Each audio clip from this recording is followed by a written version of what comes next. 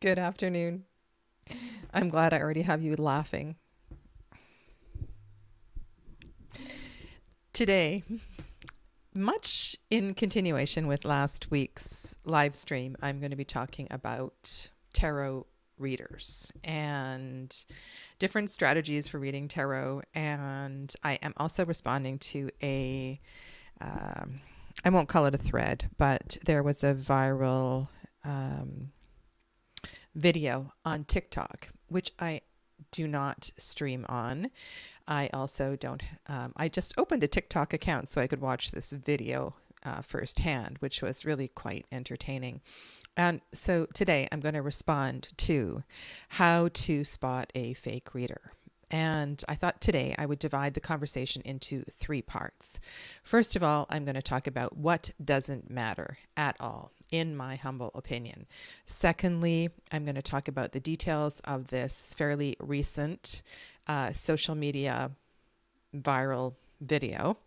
And then I'm going to talk about what really does matter. And I'm really looking forward to your contributions to the conversation as well. So, welcome to all of you that are here. I will say hello to you personally in just a moment.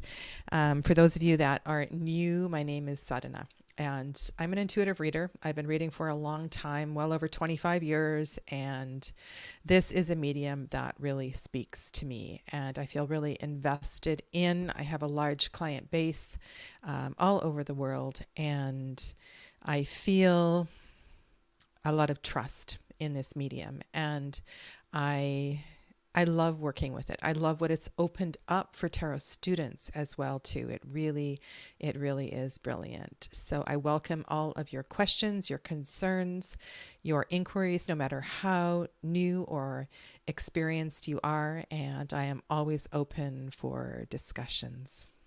Yeah. So, first of all, I want to talk about what doesn't matter. And if you saw today's thumbnail, the first thing I want to say is that one's appearance doesn't matter.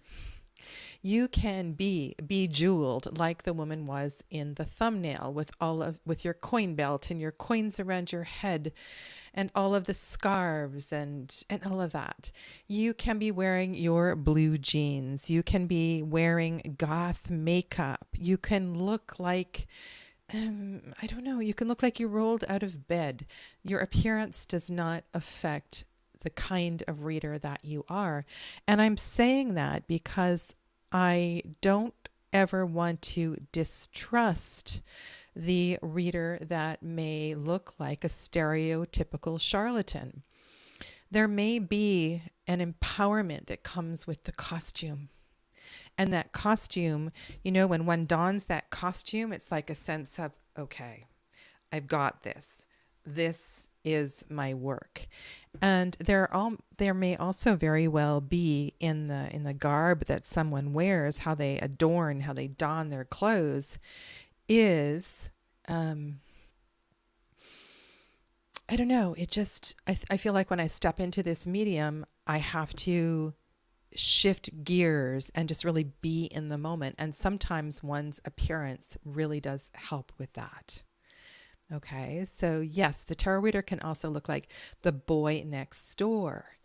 Tarot readers come in every variation of gender, every color, every size, age, race. And so it really doesn't matter what you are looking at across the tarot table.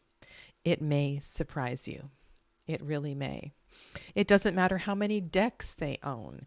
It doesn't matter whether they started their journey with Atea or Crowley or Waite or Mother Peace or some contemporary deck. It doesn't matter how they cleanse their decks, whether they use singing bells or they're very dramatic about it, or whether they use some sort of smoke, some smudge, or whether they put their tarot deck in a bucket of salt between every reading. It doesn't matter. Whether their first deck was gifted or whether their current working deck they wrap in silk, it just doesn't matter. It makes no difference to the quality of the reader. And I can go on and on about a lot of these things that are talked about on social media, things that you may even read in tarot books about. These are the rules. These are the way that you have to be with your deck. None of this matters. This is all superficial stuff. It's not the meat and the bones of a good tarot reader. All right. So please feel free to add to that list. Okay. I like what Dee says. Uniforms are important. Yes, they are. It gives one a sense of, I'm here, I've arrived, and this is my work. And I think for a tarot reader, for a good tarot reader, this is a service. This is a service. So welcome. I want to say hi. Welcome to Sharon. Hello. And yeah, Dawn, I read your comment. I burst out laughing when I read the title. Welcome. Welcome to Saskia, Kalispera. Good afternoon to all of you lovely souls, those in the background that don't join the chat as well. Know that I feel your energy here. And as you come in, I will endeavor to greet you. And if I don't, please don't ever take it personally. All right. So this recent social media video was how to spot a fake tarot reader. And then the first point was that a tarot reader, between every single reading, a good tarot reader between every single reading clears the deck. Cleanses the deck, I think was the word that she used. And I understand this. I understand that between readings, there's a sense of space that is needed. For me, one of the things that I can do is take a breath. Often you'll see me. I'll hold the cards tightly in my hands and I'll close my eyes and I'll take a breath in and I'll take a breath out. Rarely, especially on Tuesdays when I'm doing live readings, will you ever see me smudging the cards between every single reading. It's just not possible. But my intention for every single reading is that I am clear. And I do that in a breath. I can do that like this because I have practiced. So it's not necessary to clear your deck. You might see some readers banging their deck or other readers, like shuffling is part of the cleansing process. So this is, oh, my breaths are sweetly audible. Maybe I'll back up just a little bit here. Maybe this is, as you know, I'm having trouble with my audio and I'm going to go back to the microphone that I had last year. I just need to save some funds and repurchase the one that's included with the lovely camera that I have. So I'm a bit of a fundraising bit right now. Yeah. So, okay. So yes, cleansing your deck. Really, honestly, a fake reader doesn't cleanse their deck. I don't think so. Number two, hi Dee Dee, welcome, was a conversation about cattle call readings.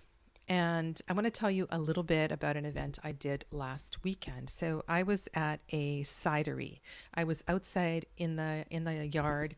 There was a huge market, vendors selling all kinds of things. There was a DJ. The music was loud. There was a lot of people. People were laughing and drinking. There were children running around. I had little ducklings underneath my feet. I had large ducks quacking in the background. The sun was shining. It was windy. My umbrella fell over at one point, and it was a lot chaotic. And I was really busy. I was doing 10-minute readings, which, sometimes they go on a little bit longer. And it was one reading after another. And I was busy, busy, busy. And for the most part, I used the same deck. I believe I put it back on the stand every reading. And I honestly, I've worked in a lot of places where there is intense noise. I have done psychic fairs, numerous psychic fairs. I have read in enclosed rooms where there is a lot of alcohol, smoke, noise. And yes, it is a little more challenging to focus. And the energy of the readings may be different, and my energy may be different, but it does not make me a fake reader.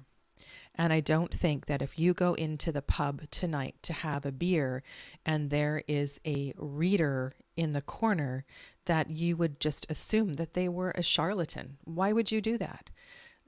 It doesn't matter if it's noisy. It doesn't matter if they're doing short, quick readings. And there's more on this one, but I want to come back to that. So another thing that she said was that if the music is not like a spa background, or you're not listening to some sort of yoga music, that this is not a real reader. This is a fake reader. Only fake readers listen to rap music or have rap music playing in the background. Fake readers have very loud, noisy music. A real reader has soft and gentle and quiet music, soothing music, peaceful music. It doesn't matter. It really doesn't matter. So this is, I think, any reader who's been doing this long enough has read at festivals. They've read at large, noisy events, and it's part of your training. It's part of training as a reader, and it certainly doesn't make you a fake reader. The next one was hilarious. And that was the one where she said about shuffling. And I go back, Jen's not here today, Science to Soul Jen, Psychology Jen, she's changed her channel name so many times. But dear Jen, I remember she did a video, or she was talking about shuffling and how shuffling the cards slowly with breath just made her get into the zone of the reading. I remember that, and I remember thinking just how beautiful that was, because she felt a pressure to overhand shuffle really fast. Overhand shuffle really, really fast. And so this reader, the third thing she says was that you can spot a fake reader because their shuffling is chaotic. Well, I call BS on that. We all shuffle in different ways. Some people shudder when I riffle shuffle an expensive tarot deck. I love riffle shuffling. It is just so, I love the tactile experience of it. I love the sound when the cards bridge in the background. And yes, sometimes I might not be paying attention and the cards will fly everywhere. Well, apparently that makes me a fake reader. Yeah. I just want to pause and highlight some of your comments. So Dee says that she grounds between the readings. And you know, honestly, that can come simply from uncrossing your legs and taking a breath, scrunching your toes up with your inhale breath and softening, relaxing into the exhale breath. There's lots of different ways we can do that. Donna says, I have to investigate the shops here to see what oh, you're talking about your fountain pens. Wonderful. Okay, Dee Dee. Yeah, it really, really is an option, Dee Dee. And depending on how sensitive you are to energy, sometimes you'll just feel the need to put a deck in the sun for half an hour or something. I don't know. It really doesn't matter. Okay. If one can't shut out the outside world with a rapport between the client and the reader, then you may never read because surroundings are never perfect. Indeed, they never are. I'll tell you a funny story. So apparently this makes me a fake reader on many levels. I worked in a shop And outside the reading room, there was a Zoltar machine. And any time, they didn't even have to put a coin in, they could just kind of test Zoltar. And you know what Zoltar is? Did you see the movie Big? You know, the turban guy, and you put the coin in and he tells your fortune and you get a little card with your fortune on it. And so this Zoltar machine, people would put their coin in and it would go on, it'd be dramatic. It would last at least 60 seconds, this recording. And I would have to listen to Zoltar outside the reading room over and over and over again. It really was kind of annoying. Yeah. So yes. I'm loving your responses here. Donna says, I shudder when Vincent Petisky holds a deck and continually bends it. Yeah, you know, it's just I take good care of my decks, but I use my decks. My decks are definitely used. And sometimes I do have to go through and wipe every single card because it's been a hot day. My hands may be sweaty, right? All right, so let's get back to these points from these amazing, important fake reader points. The next point was that, and this has to do with the mood and the setting, and that is reading the tarot is a divine feminine art. It's a divine feminine art. So that when you read the tarot, if you're looking at a tarot reader and they are not evoking their divine femininity, they are a fake reader. So that if they don't speak in a soft voice, if they don't have flowy robes or long hair, if they don't have a goddess statue on their table, if they don't speak in the words of Venus and the goddess, that they are a fake tarot reader. The tarot reader was not based on the patriarchal society. The tarot reader, the tarot is an inherently feminine concept, tarot history. So, I don't really know where this woman, she's quite young, is coming from. And, you know, anyway, I'm just going to leave this one. Okay. It is a choice. It is a choice in how you deliver your readings. If you want to deliver them in the voice of the goddess, that is entirely up to you. Okay. Now, this next one is interesting because I don't generally do this, but the point was, if you are not doing every single reading with a complete deck of cards, it is a fake reading. I'll show you the example she was talking about, but there's a few things here. So one, many readers read with a majors only deck. So that is not a complete deck. So that would discount that as well. So any reader who's reading with majors only deck is a fake reader. When I did my year ahead readings, I did not do completely random draws because I separated the deck. And so you were getting a card from one card from every suit, and you were not even getting a major card. So I would include my year ahead readings as fake readings. Okay, so my card of the year readings, according to this woman, would be fake readings. Now, what she was talking about, and I don't watch this kind of video, but this is something like I do on Tuesday with the live readings. And that is, the question comes in the chat, and then you see the super chat, the $5 comes through, and then the reader reads the question, highlights the question, and then they just take the card from the top of the pile, and it's the Hanged Man. And so let's suppose the question is, What is he thinking about me now?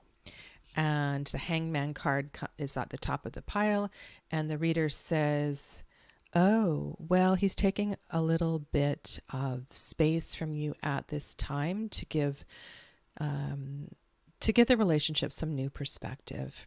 I would just hang on, don't lose faith, all is going to be well. And then the next reading comes in and it says, how is my job interview going to go? Ka-ching, the money comes in, and the reader reads the next card. And the next card is the Ace of Swords. And so the reader says, you hit it on the mark. You must have spoken very eloquently at that reading, because this ace shows a new unfolding for you. And so there is, so the point here is that if we're not shuffling the cards every time and we're not reading from the complete deck, it is a fake reading. Now, I've never tried that latter style. I've never done that, so I can't comment. I don't know if that is a new way of reading.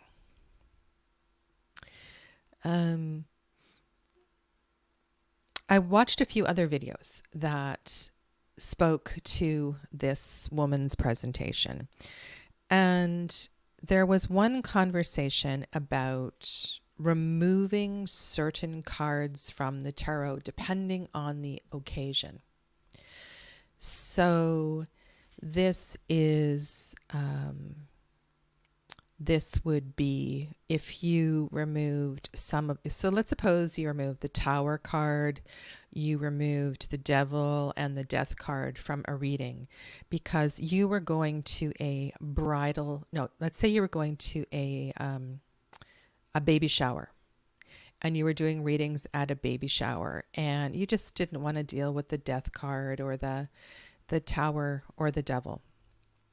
And I think it was Benabel Wen actually who said this, and I really like this idea.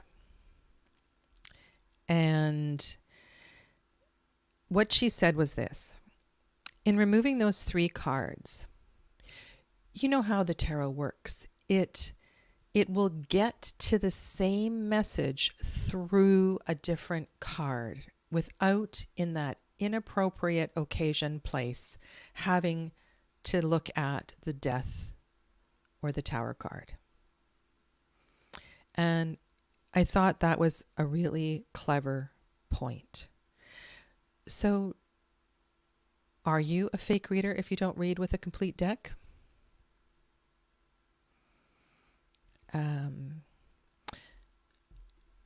Donna D. This person has never read with a Marseille deck. Worth only... Yes. Yes. And there are others as well, too.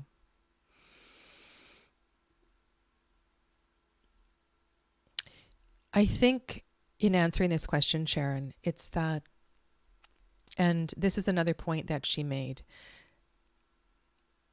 I think there is an insecurity when a tarot reader is gatekeeping. It shows insecurity.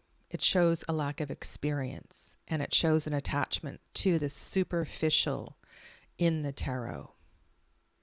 And so I would say it doesn't show that you are fake. It shows that you are a novice. Honestly, if you have a lot of experience, and I'll get to this in a moment, I don't think that you are going to be gatekeeping.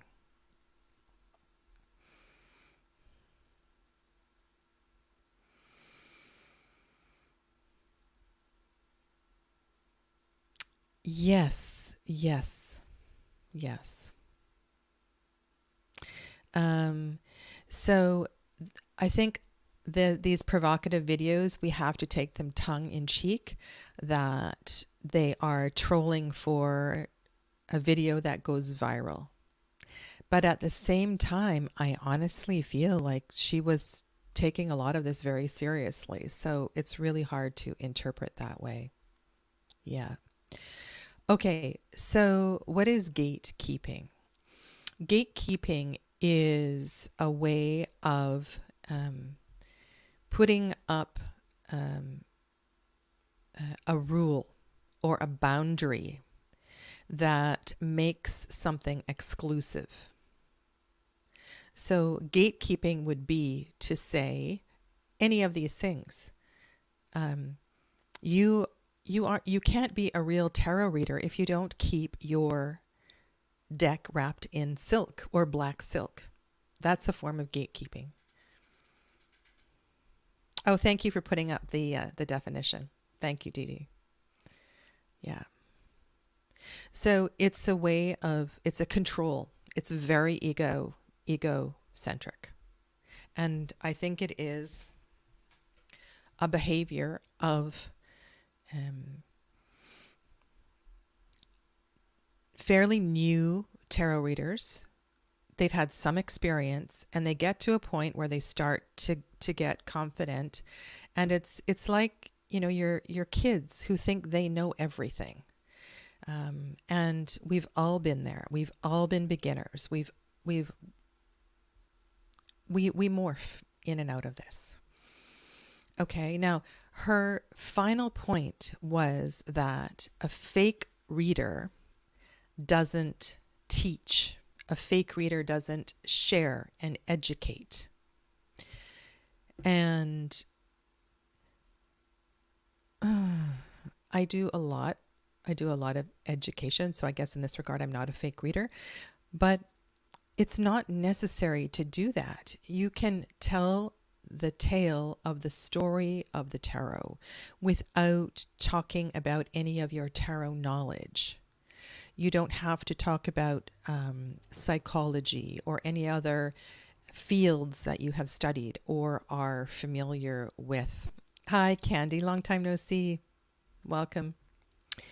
So I think this is, it's a style, and it's a certain kind of a reader that works more in the style of a coach, which is something I'm very familiar and very comfortable with. Not all people are comfortable teaching. So I don't believe that if you don't do this, you are a fake reader. Okay. All right. Now, what I want to talk about now is, most importantly, what does matter. What does make a good reader, and how to become a good reader, and how to really own your readings.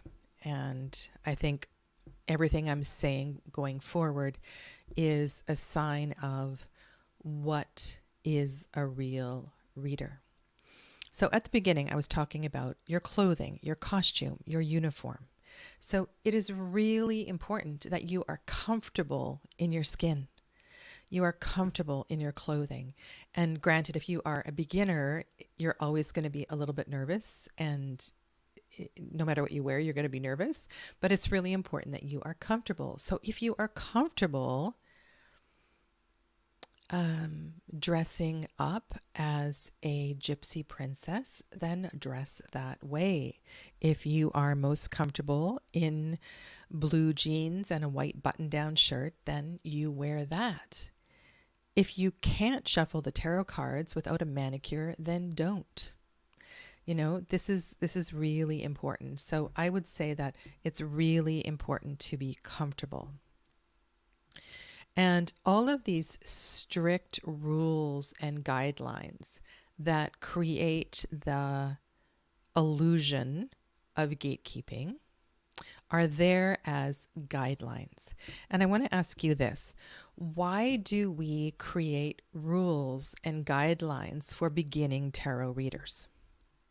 Because in my Tarot Foundations 1, I give a step-by-step process for beginners that is suggested, which includes an invocation. And one of the things I'm saying is, if you don't do an invocation, your reading won't be successful. That's not what I'm saying at all. I have all of these points. Now, why would a beginner reader find comfort in that? Should be pretty obvious, right? This is when this is a new medium, when this is a new practice, when you are reading for an audience for somebody you don't know, there's a safety in a structure. And that structure is there to keep you comfortable and to keep you safe. So my point here is that this format, this set of rules, eventually will lessen, and the energy around it will dissipate the more confident and the more experience that you have. So do these structures matter? Well, they only matter if you need them. But it's important that you don't cling too tightly to them, because as we know, when you're reading, anything can go sideways at any time. You know, what if the wind came and your cards blew all over the yard and you had to read with an incomplete deck because you lost a card? Would you give up the gig if you only had one deck? You know, so it matters that you are comfortable and you set that up in a way that is going to be supportive of you. Hi, Jonathan. Welcome to the chat. Aloha.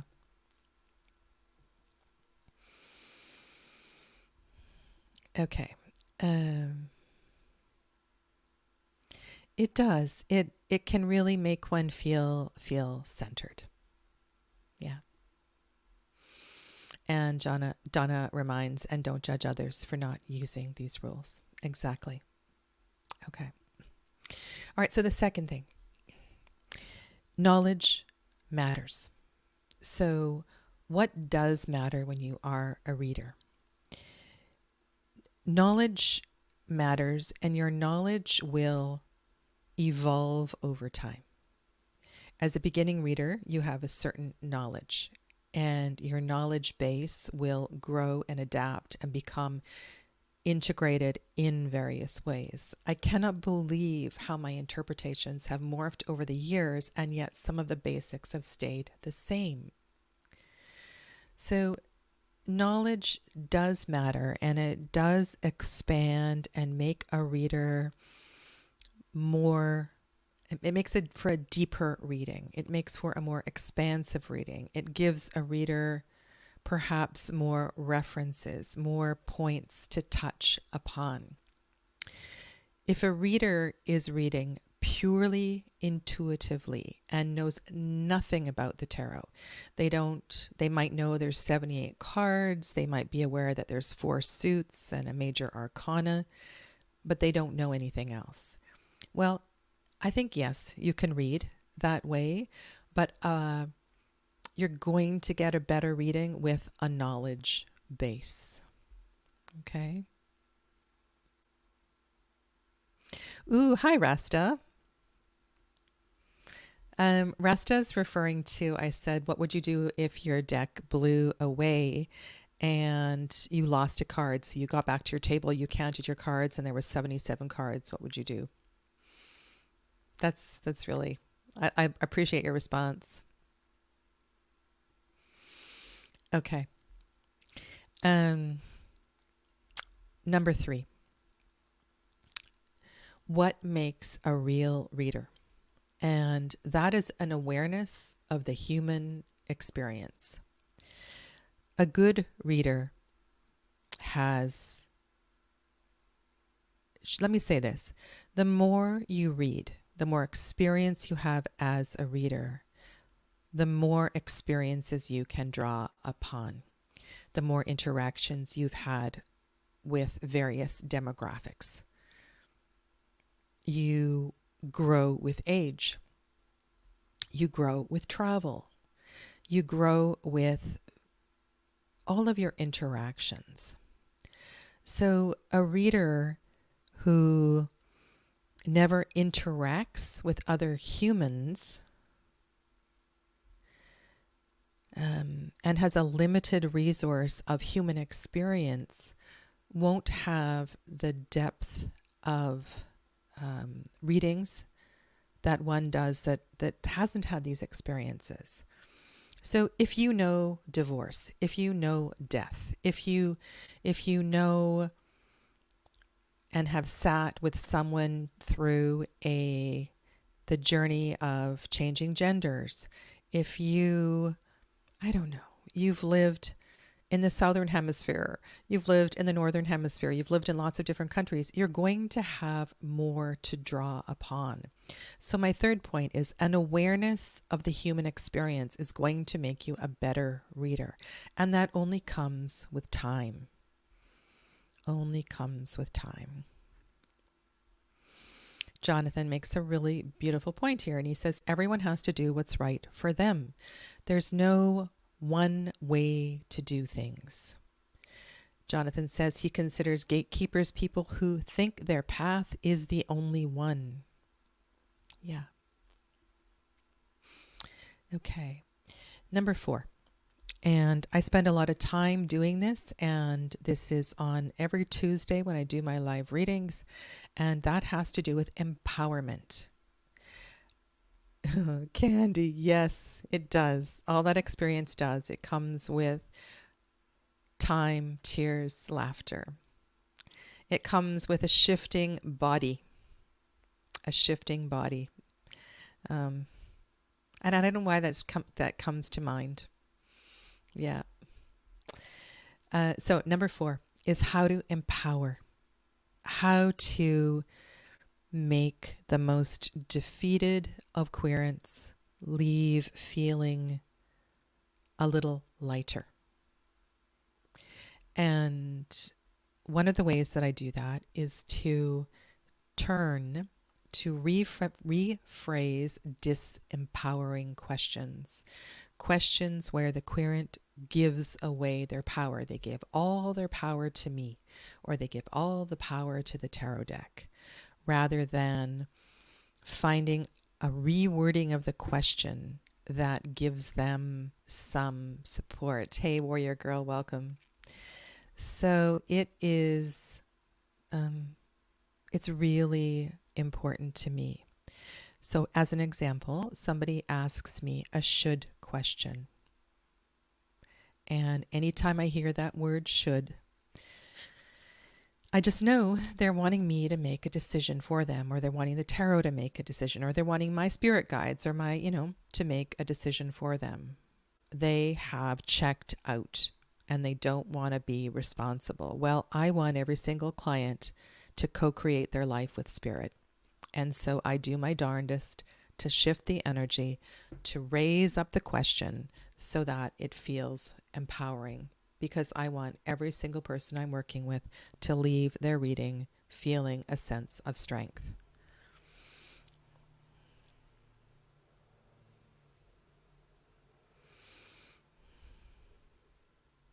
Now, I haven't talked about intuition, and I think that it doesn't exactly fall in the knowledge area, but it's definitely, we talked about this last week.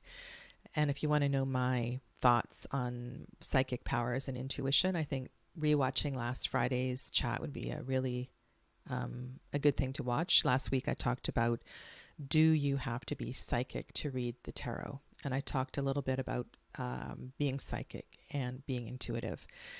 Being intuitive is a muscle you can exercise, and you can definitely become more intuitive with practice. You can also learn to recognize your empathic hits and understand what they mean with practice. And so all of this, it's like a dance, right? It's a really good reader dances between their knowledge base and their empathic or their intuitive hits. And it just kind of weaves together naturally. And I'm going away from my points, but I want to say this. So in my experience, the more that I step out of the way, and I often smile because it's like, wow, here I am, how many years into this, and I've never seen a card this way before. Whatever is flowing through me has shown me something new, and that is amazing. And I think that is a sign of a reader who's really listening. Not only listening to you and connecting with you as a human, you feel heard, but they're also listening to their own guidance. And you get the sense that they are always in the process of receiving. And there's this receiving and giving, and it's just this beautiful flow of energy. So my fifth point is communication. And I think I wasn't thinking about spirit communication when I wrote this down, but communication is a skill that needs to be practiced. And listening is, please remind me to go back. I want to talk about the authenticity of live readings and not having humans present. Can somebody remind me about that in a minute? So, Jonathan, that's a good comment. I will expand on that again. Communication is a practice. And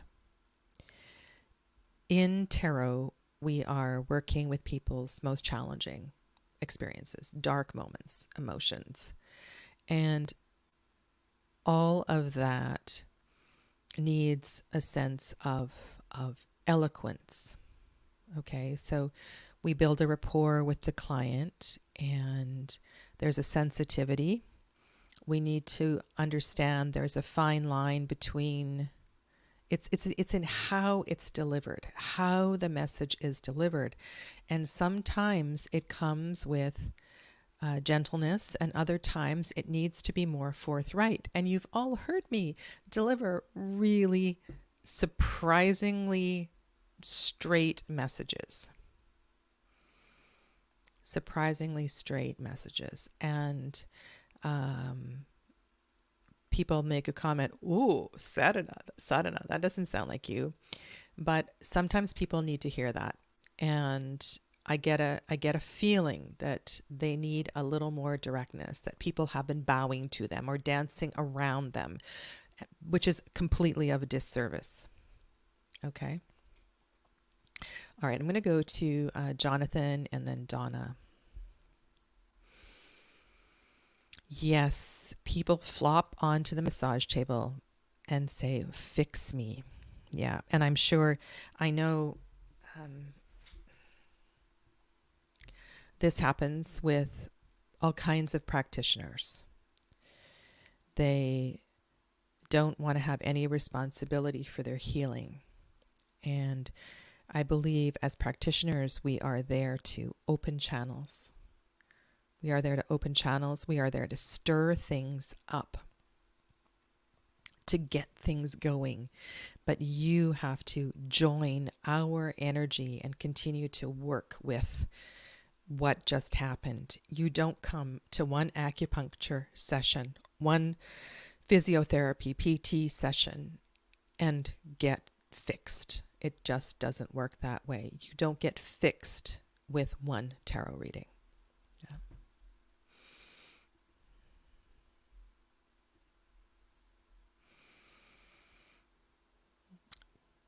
Spiritually disconnected people be good tarot readers, do you think?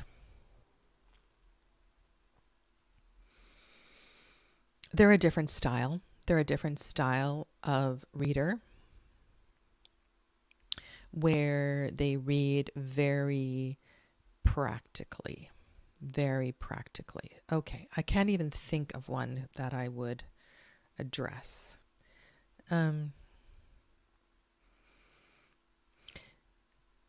There's some tarot decks out there that are very of this world.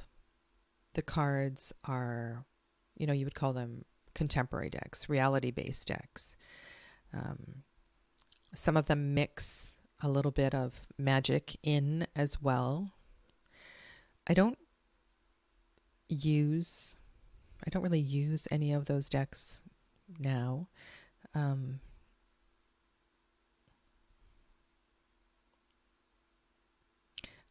I think let's say this, I think there's a place for a reader like that. And this sort of a reader might be very good for someone who was brand new to tarot. And if they only read this way and they stayed this way for their whole life, I don't believe it's possible. I believe that they would eventually evolve. And the reason I'm saying this is because of what I know from yoga. And the people who come to yoga for a workout and they stay because they love the workout of yoga, and they come back every Monday, Wednesday, and Friday for a particularly intense class because they love the workout and they call it a workout. And after 6 months, after 7 months, after a year, all of a sudden, they sneak into the back row of your meditation class, or they will show up for a special workshop on something that's a little more woo-woo. I think eventually anybody will evolve. So, yeah. Okay.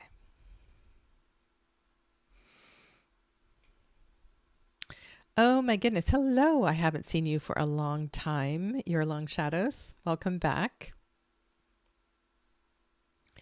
Yes, there is. And I think this is where the knowledge base becomes very important. So and this knowledge can come from a lot of different levels and a lot of different ways of teaching. So there's a lot that can be shared. And I believe, so yes, you can be a good reader without being spiritually inclined.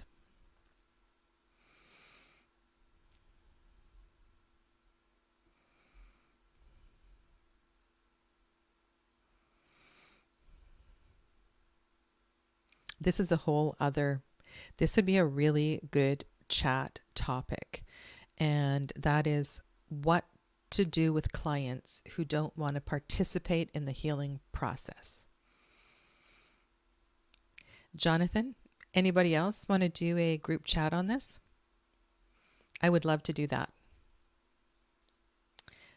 Anybody wants to be involved in this, shoot me a message. Or Jonathan, Dee Dee. I think this would be an amazing conversation. How to approach different approaches for clients. And we could even bring in the tarot as well too, who aren't interested in participating in the healing process. Hi, Laura. Welcome. Welcome to you.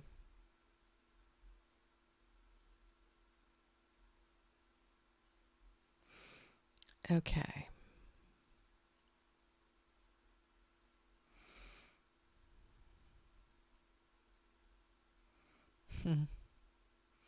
Yeah.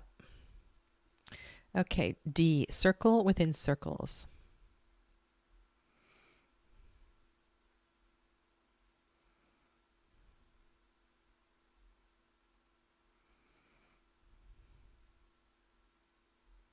Ooh, okay, let's go to Donna here. I eventually had to fire one of my wealthiest clients because she actually knew the source of her issue and said to me she wasn't going to do anything about it. Yeah, it's a tough one. It's a tough one. All right, so I want to recap these points that I think are, obviously there is more to this. But the first one is a good reader is comfortable. So they are comfortable in whatever it is, however they set themselves up. So they feel present. They are attentive. They're not distracted. They're not fidgeting with everything, right? So comfort. And the second one is that you get a sense that they know something. You know, they've studied. They've got a level of there's a knowledge base, and you find some comfort in that. I would also say that a good reader, has an awareness of the human experience. So as a querent, you feel heard, you feel seen, you feel like they are holding space for you, they are listening to you, you feel like there's a connection, a rapport, and you want to connect with them. The fourth thing is that they know how to empower you. There is an effort to raise you up. There's an effort to, now this is not about sugarcoating. This is not about sugarcoating at all. This is about helping you find an inner strength. Yeah. And then the final point is communication. So communication is a practice, and that has to do with knowing how to deliver a message. And that comes with the rapport. That also comes with trusting and listening what's moving through you as well, too. So I think those are really, the compassion is so important. Yeah. So these are things that I find really important in a good reader. Now, I am going to the P&E at the end of the summer every year in Vancouver. I don't know, I haven't been in years. And I've never been to the Psychic in the Tent at the Public National Exhibition in Vancouver. And is that what it's called? No, the Pacific National Exhibition. And I thought, it might be kind of fun this year to go and to get a reading there. Never done that before. And so, of course, I will report back on that experience. And I'm always curious, I meet a lot of readers in my line of work, and generally I get a feeling, I get an intuitive hit, and I get a sense of it's like an exhale breath kind of feeling that I know if they're the real deal. Yeah. Okay. So I'm really curious. What do you think makes a good reader? And for those of you that are watching the replay, I really look forward to your comments below. And those of you that are watching now, I would really appreciate it if you come back and you write down below what you think makes a good reader, and any other feedback that you've had on this conversation, because I think it's a really important one. Okay. All right. And anybody who wants to do a panel on that healing question, let me know about that as well too. All right, I'll be back next week. Next week I will be in full swing, and then I will be off for the remainder of August. So I look forward to seeing most of you, many of you, on Tuesday. Oh, sorry, one more thing. I feel like Columbo. And if you know that reference, you know how old I am. And that was this question. Are you a real reader if you don't make human contact with the querent? So you read through, like I'm doing live readings on YouTube, or there's a phone reading, or there is an email reading. Is it even possible? And I'm just going to answer it quickly. Yes, it's possible. And yes, it's a real reading. Energy is energy is energy. And I am surprised at how well it works. And it's a matter of practice and trust. The more energy work that you do, the easier it is.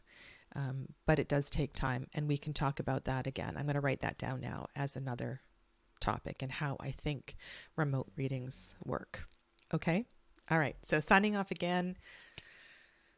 Namaste. Blessed weekend to all of you, and I look forward to seeing you soon. Namaste.